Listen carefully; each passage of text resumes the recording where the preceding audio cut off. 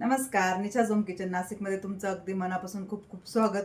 तर आज मी आहेत ना भोपळ्याच्या पुऱ्या बनवून दाखवणार आहे आणि त्या पुऱ्यांपासून आहेत ना आपण खूप चटपटीत असा टेस्टी चाट मसाला वगैरे यूज करून आपण चाटपुरी इथं बनवणार आहे. तर व्हिडिओ स्किप न करता बघा.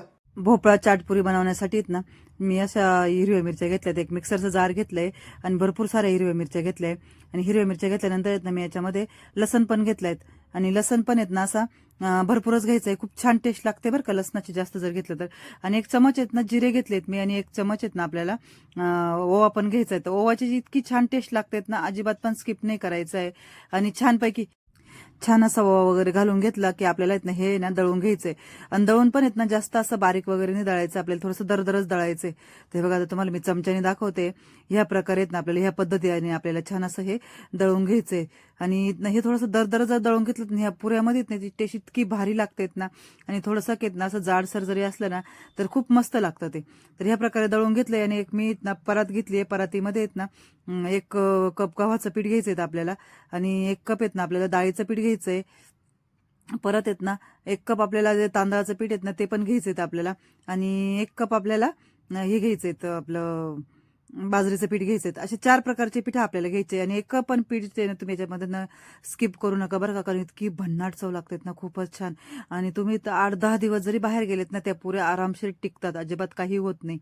आणि याच्यामध्ये ना मी भरपूर सारे असे आहेत ना तीळ घेतले जातात. हे तीळ 2 प्रकारचे येतात ना, त्याच्यामधले जे असतात ना गावठी तीळ थोडेसे काळपट ते तीळ मी इथे यूज केले. आणि तीळची क्वांटिटी तुम्ही तुमच्यानुसार घ्या. मला आवडते जास्त तीळ म्हणून मी जास्तच घेतली आहे. आणि छान अशी गावठी कोथिंबीर आहेत ना ती पण मस्त अशी कापून घेतली आहे. आणि गावठी कोथिंबीर कापून आहेत ना ती छान याच्यामध्ये मी घालून घेतली. कोथिंबीरीची एकच नंबर चव लागते बरं का, खूपच भारी. आणि याच्यामध्ये ना हिंग घेतलाय ना, हिंग अजिबात पण स्किप नाही करायचं बरं का, इतकी मस्त भन्नाट चव लागतात ना त्याने, खूपच छान. आणि पोट वगैरे जर दुखत असेल ना त्याला पण खूप फायदा होतो. आणि इथं आहेत ना आता हिरव्या मिरची तर भरपूर घालून घेतलेले आहे, पण इथं आहेत ना मी जे कलरसाठी आहेत ना जे कलरचं हिरवी लाल तिखट आहेत ना ते इथे मी यूज करते, काश्मीरी लाल तिखट. आणि इथं आहेत ना हळद घेतलीत मी, 1 चमचा हळद घेतलेली आहे आणि छान आहेत ना हे मिक्स करून घ्यायचं आपल्याला. हळदीने आहेत ना खूप छान कलर येतो बरं का, पुऱ्यात पण आहेत ना एकदम मस्त दिसतात आणि त्याची टेस्ट पण हळदीने छान वाढते. आणि मीठ ना माझ्या क्वांटिटीनुसार आहेत ना मी मीठ 2 ते 2.5 चमच घालून घेतले, तुम्ही तुमच्या क्वांटिटीनुसार घ्या. आणि इथं आहेत ना भोपळा घेतलाय आणि भोपळा आहेत ना मस्त कवळा घ्यायचा आहेत बरं का बघून. पण कवळा भोपळा आहे हा, पण आहेत ना खूप मोठा आहे, तर मला एवढ्या मोठ्या भोपळ्याची गरज नाहीये. मी ना अर्धाच भोपळा घेतलाय इथं. आणि काय करायचं माहिती आहेत का, भोपळा छान धुवून घ्यायचा आहे आणि मस्त कॉटनच्या कपड्याने पुसून वगैरे घ्यायचा आहे आणि तेव्हाच यूज करायचं आहे आपल्याला. आता इथे आहेत ना 2 आपल्या अशा 2 किसण्या घेतल्या आहेत. त्याच्यामधली ना एकदम अशी ती बारीक किसणी ती घ्यायची नाही आपल्याला, जी मीडियम किसनीत ना ती घ्यायची आपल्याला. याच्यापेक्षा पण जाड किसणी ती पण यूज नाही करायची आपल्याला.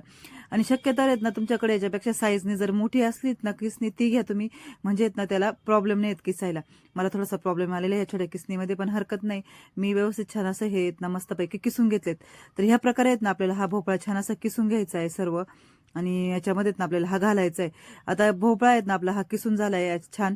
आणि मग येत ना आपण याच्यामध्ये घालून घ्यायचे आहेत. आता ह्या ज्या सर्व आपण जे मिश्रण करून घेतलेत ना, सगळे जे मसाले वगैरे घालून घेतले या पिठामध्ये, त्याच्यामध्ये ना आपल्याला हा भोपळा घालून घ्यायचा आहे व्यवस्थित. भोपळा हा व्यवस्थित छान असा घालून झाला की मग आपल्याला येत ना आता हे मळायला घ्यायचे आहेत. तर छान असं कुसभरून मळायचंय बरं का, एकदम मस्तपैकी छान गोळा तयार करून घ्यायचा आहे.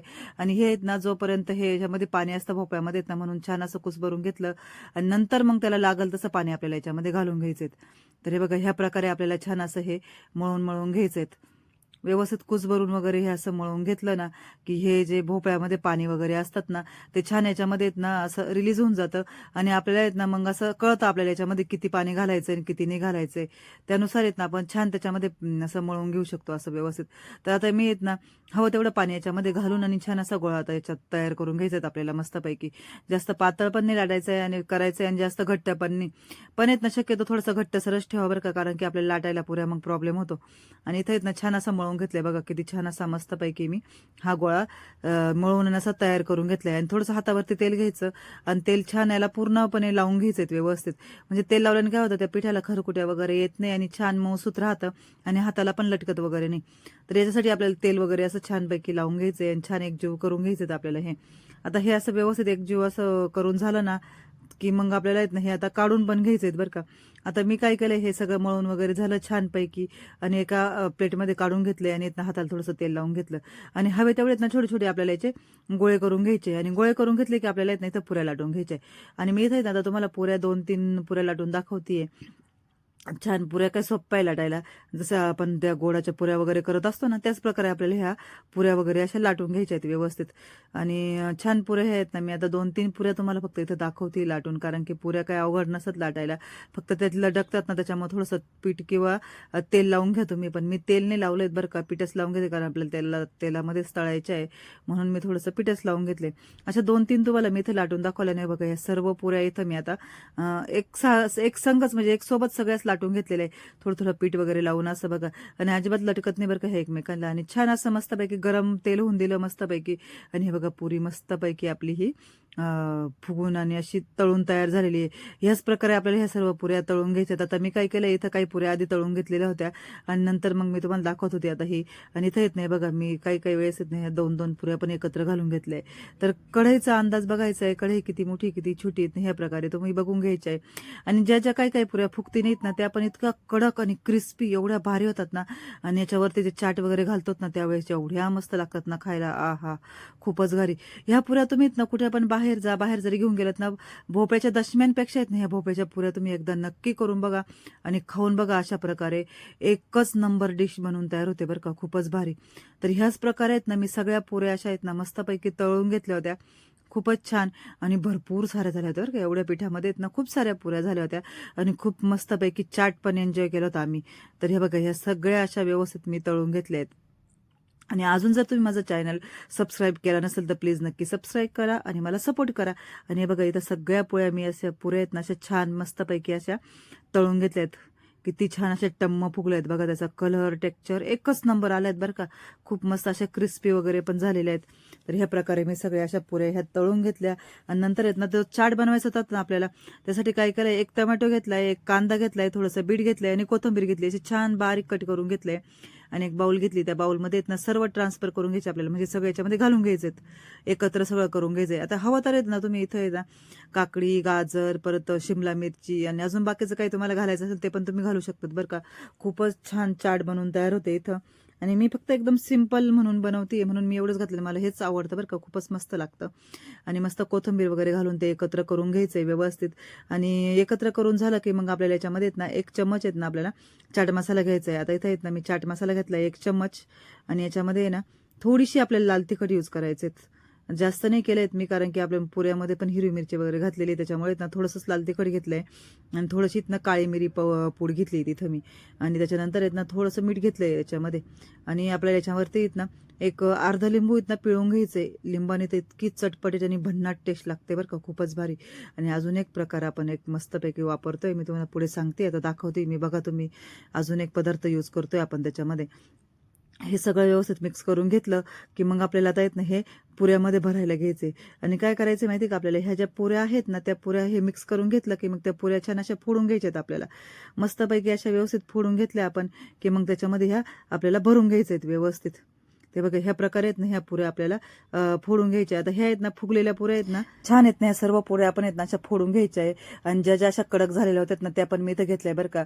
ह्या आहेत ना फुगलेल्या पुऱ्यांपेक्षा आहेत ना ह्या कडक ज्या पुऱ्या आहेत ना त्याचं चाट एकच नंबर होतं बरं का, खूपच भारी. कारण ते एकदम क्रिस्पी झालेल्या असत्या आणि एकदम मस्त अशा कडक झालेल्या असत्या. तर त्याच्यावरती हे चाट वगैरे जर घालून घेतलं ना एकच नंबर, खूपच भारी लागतं.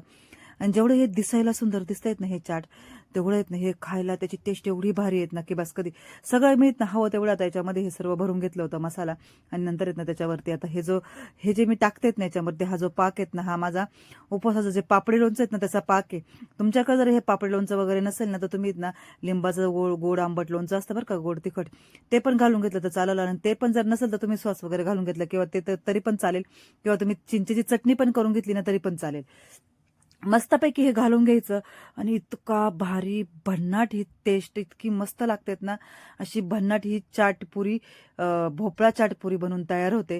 तर हे बघा, आता मी तुम्हाला इथं टेस्ट दाखवते. किती छान क्रिस्पी झाले बघा, दिसायला किती मस्त दिसत आहेत ना, तेवढं खायला पण एवढं भारी आहेत ना. वाव, खूपच छान. ह्या प्रकारे नक्की एकदा बनवून बघा आणि नक्की टेस्ट करून बघा. तर बघा मी इथं टेस्ट करते. वाव, अप्रतिम, एकच नंबर, सांगायला पण शब्द नाही, खूपच भारी. बाय. असेच नवनवीन टेस्टी आणि चटपटीत रेसिपी बघण्यासाठी माझ्या चॅनलला लाईक करा, शेअर करा, सबस्क्राईब करा आणि सर्वात पहिलं म्हणजे ना बेल आयकॉनला क्लिक करा. जेणेकरून काय होतं, मी ज्या पण रेसिपी अशा चटपटीत रेसिपी असं मी अपलोड करत असेल तर माझ्या चॅनलवरती त्याचं नोटिफिकेशन सुद्धा तुम्हाला भेटतं. तर भेटूया आपण अशाच नेक्स्ट एखाद्या छानशा मस्तपैकी रेसिपीमध्ये. तोपर्यंत पाहत राहा, खात राहा आणि स्वस्त राहा.